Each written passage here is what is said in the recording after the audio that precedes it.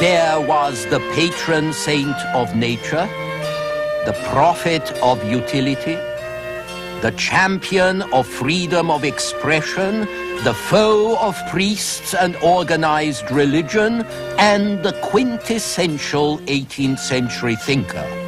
Reasonable, skeptical, pragmatic. The modern philosophers, this time on the Western tradition.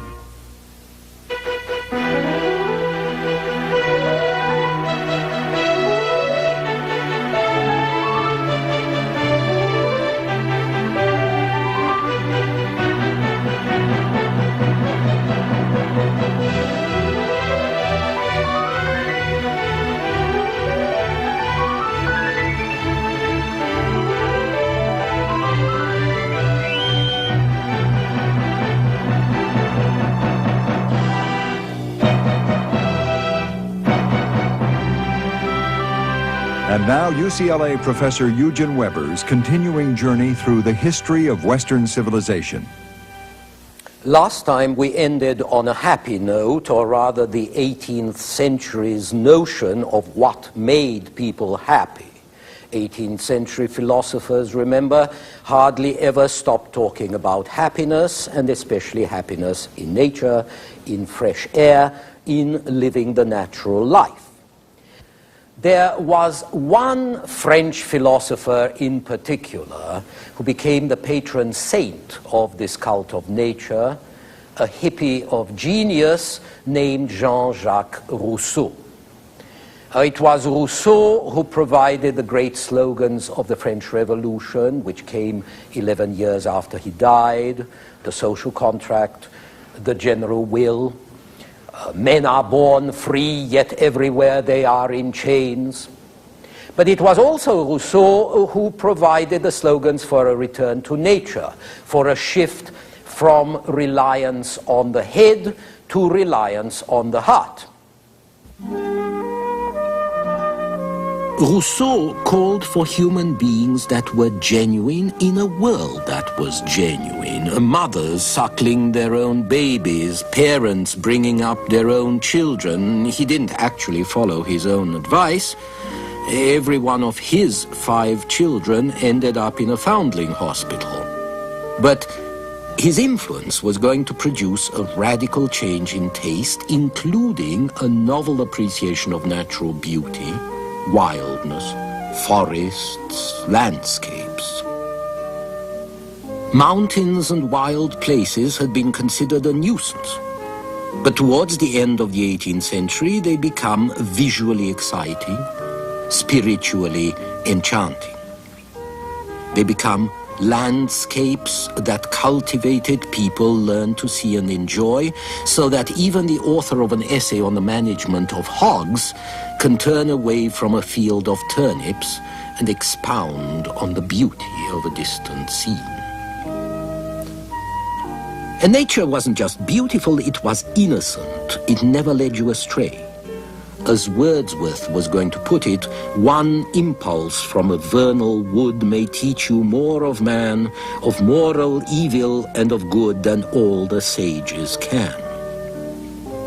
That's also pure Rousseau, and you can see that it doesn't appear to mesh with the rational and scientific mood of the Enlightenment. Rousseau found the dominant philosophy too crude, too rationalistic, too materialistic. His idea of happiness was dreamy, sentimental, private, where that of mainstream philosophers was public, or if you prefer, social. And so we have 2 parallel strains of thought, with Rousseau's being a sort of counter-culture view. To the mainstream philosophers, happiness was something you had to earn, to deserve, to conquer, not just absorb. There wasn't only an individual right to happiness.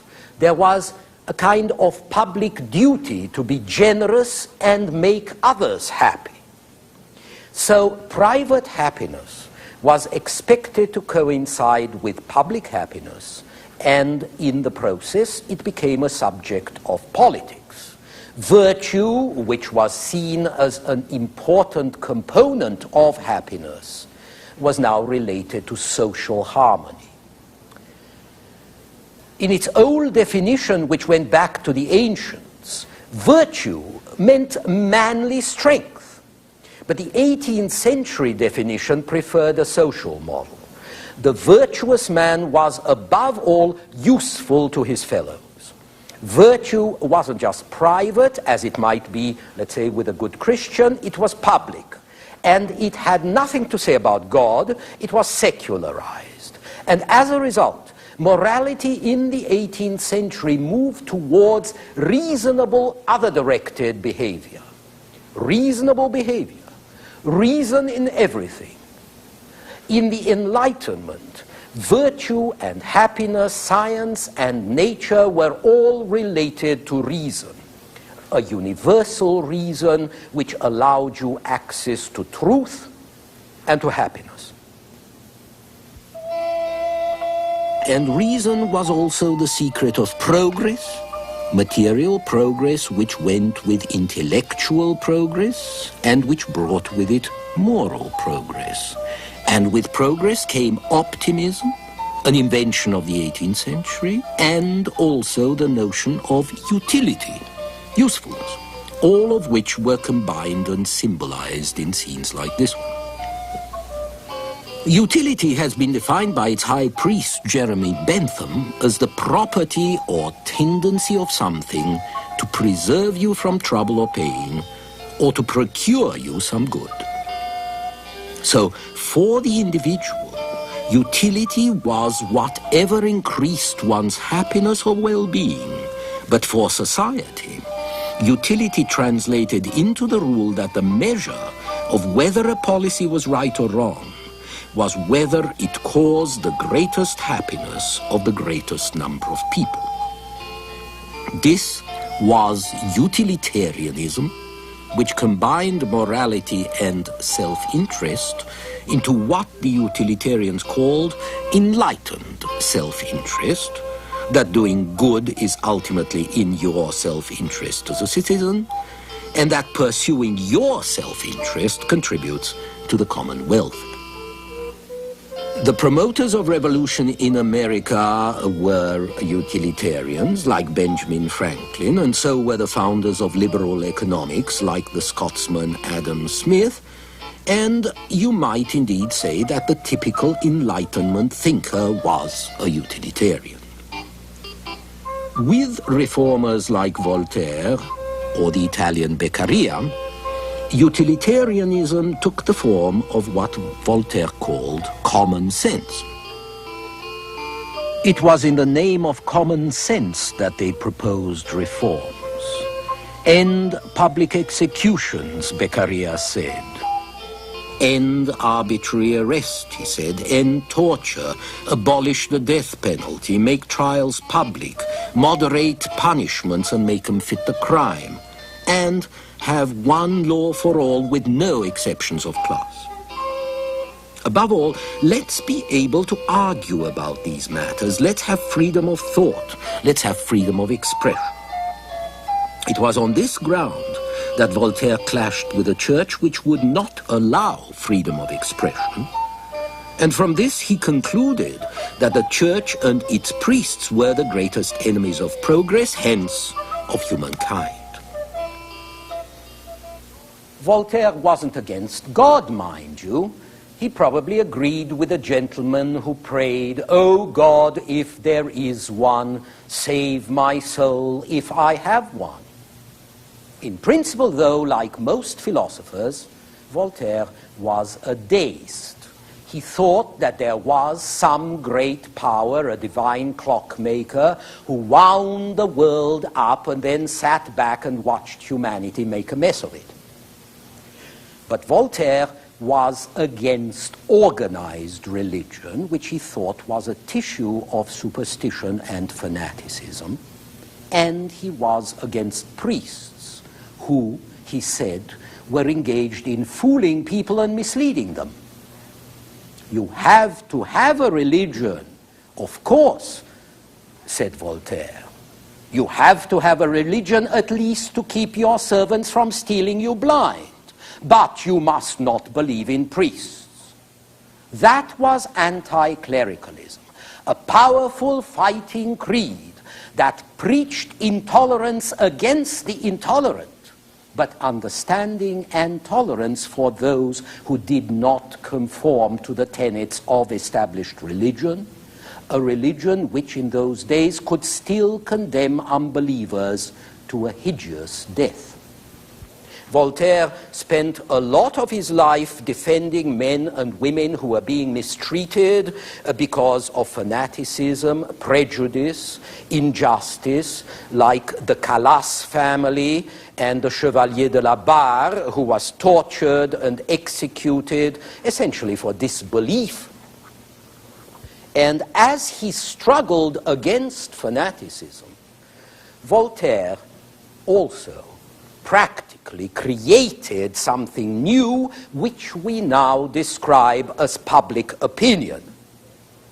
It was in the great political and anti-clerical campaigns of the late 18th century that public opinion became a serious factor in literate societies. And the intellectual, the publicist, the man of letters, was recognized as the dynamic force behind public opinion, immensely effective in spreading the message of enlightenment, which was not only rationalistic, but also utilitarian and materialistic, a belief in technical and economic progress. The greatest monument to this point of view is the encyclopedia which Voltaire and Diderot and their friends published through the 1750s and 60s. 17 volumes, 3 volumes of plates, all arranged in alphabetical order, which was another innovation because it abandoned traditional categories and hierarchies for a more equalitarian arrangement, which put theology after production, which put princes after locksmiths, because of the letter with which the word began. The encyclopedia is one long hymn to technical progress. The mechanical arts and their inventors get a degree of attention they never got before. Practical men are described as benefactors of humankind. There are endless articles on trades, on techniques like dyeing cloth, or making locks, or making stockings, on everything that's useful. Rank is subordinated to utility. Politics is subordinated to economy. Liberty in this context is essentially economic, with political liberty a kind of icing on the cake of free enterprise. And when Diderot writes the article on political man, the article is all about agriculture, demography, and wealth, because well-being, health, work, freedom are all related. The humanism of the encyclopedists grew straight out of their materialism. They believed in evolution, in progress, in the possibility to change people, in the duty to do so, to do something for their happiness, the greatest happiness of the greatest number. To them, the universe was one great machine where everything was connected. The best and the worst aspects of this humanism can be seen in 2 completely different painters whom Diderot much admired. The first is Chardin, the painter of everyday life, clean, direct, intimate, deceptively simple, a sort of 18th century Vermeer. The second, however, is Greuze, melodramatic, moralistic, sententious, and generally soppy. Look at these girls, so innocent that you wouldn't trust them near a hayloft. Look at the families gathered round the dying father. Greuze, like Rousseau, represented the sentimental side of enlightenment. Remember, though, it was the philosophers' appeal to feelings as much as to reason which launched the campaign for less terrible punishments, for a less deadly penal code, for more human treatment of our fellows. So even second-rate painting could be useful in a good cause. Utility again. Now, the true home of utility was across the Channel in Britain, where there were some important differences.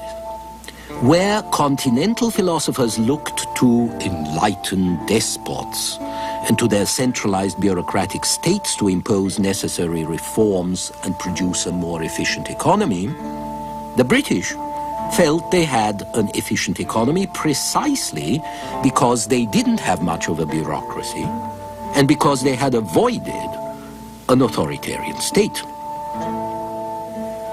They were protected by the ocean, they were protected by their fleet, and they kept government down to a minimum because they felt that individuals could operate more efficiently when they were left alone and not told what to do. A good expression of this is Bernard Mandeville's Fable of the Bees, which he published in 1723.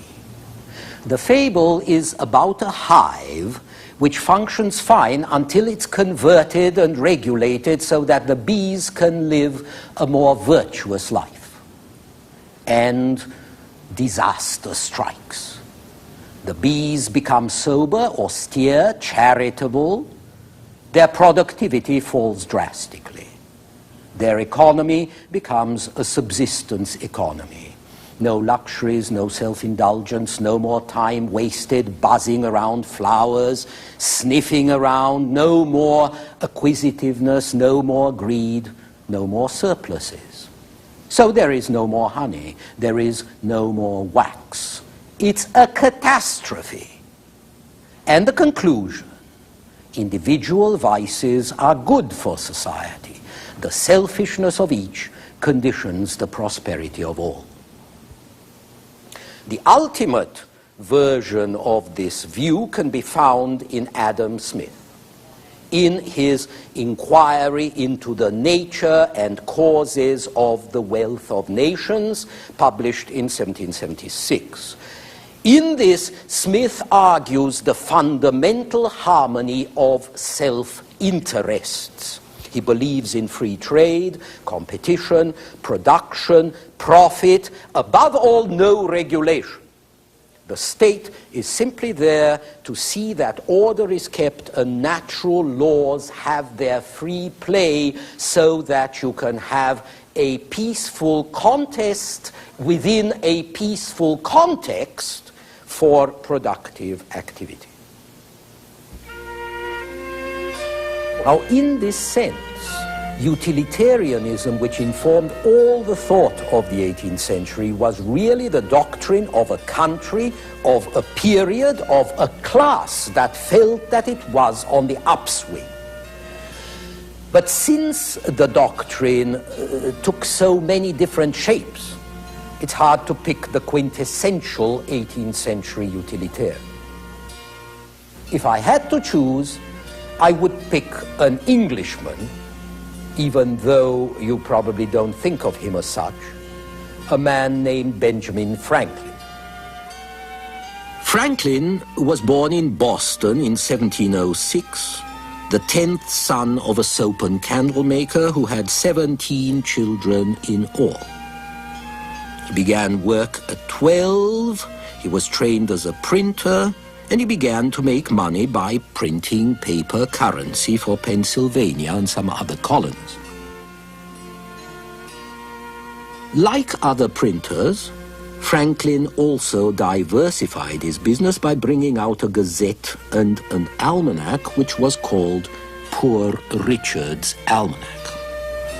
Almanacs were very popular publications because you didn't really have to read well in order to consult them. You could pick up bits and pieces of information and wisdom in potted form, a bit like the Reader's Digest. And Franklin's Almanac printed a lot of proverbs and jokes, and it soon became very popular. Franklin then became a public figure. He promoted a fire department, he started a lending library, he promoted a school that was going to become the University of Pennsylvania, and he also became interested in science. Everybody was interested in science in those days, but Franklin was interested in useful science. He invented the Franklin stove, which he called the Pennsylvania fireplace, and which he refused to patent as a philanthropic gesture, and his stoves, which burnt the wood that was so plentiful in those days, went on warming farmhouses and frontier cabins for over 2 centuries. He invented bifocal spectacles, he invented the lightning rod, and when he went into public service, it was first as Postmaster General of the Northern Colonies, a job which combined public utility and private profit very nicely. You probably know Franklin better as a diplomat in England and France, and of course as delegate to the Second Continental Congress, where he helped to draft the Declaration of Independence.